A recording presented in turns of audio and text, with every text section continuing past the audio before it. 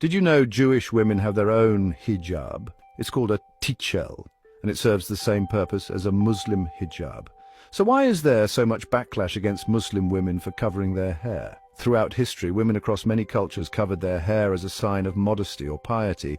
Many Christian groups today continue the tradition of head covering, influenced by verses like 1 Corinthians chapter 11, verses 5 to 6, which says, "But every woman who prays or prophesies with her head uncovered dishonors her head is the same as having her head shaved."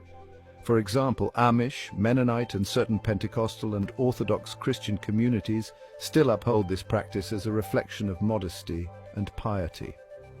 Orthodox Jewish women today even wear a shaitel, a wig that fulfills their religious obligation to cover their hair in public. This practice is rooted in the Talmud, specifically Berachot 24a, which states the hair of a woman is nakedness.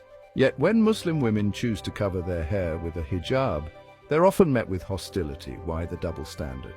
The backlash against Muslim women is not about the act of covering itself, it's about deeply ingrained biases. The hijab, in particular, has become a politicized symbol. In many Western societies, it's unfairly associated with oppression, extremism, or rejection of modern values. But these assumptions are rooted in an irrational fear towards Islam, better known as Islamophobia. Jewish women wearing a tichel or Christian nuns in veils aren't criticized because their practices are seen as familiar or part of a Western heritage. Meanwhile, Muslim women, many of whom are people of color, face intersecting biases of racism and Islamophobia. This makes their practices more visible and, unfortunately, more targeted. The hijab is also tied to colonial history. During colonial rule, Muslim societies were pressured to abandon veiling as part of a broader effort to erase their cultural identity.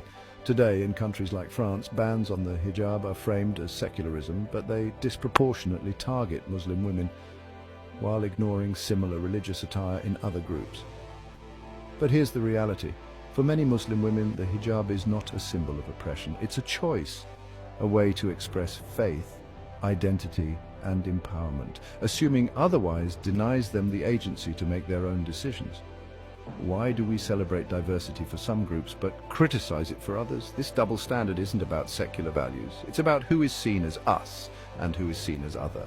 The truth is, whether it's a tichel, a veil, or a hijab, these practices deserve the same respect because they're all expressions of deeply held beliefs. So the next time you see a Muslim woman in a hijab, think about this. Her choice is no different from an Orthodox Jewish woman wearing a shaitel. If one deserves respect, why not the other? Let's challenge these double standards and foster true understanding. If you found this video insightful, don't forget to like, repost, and follow for more thought-provoking content.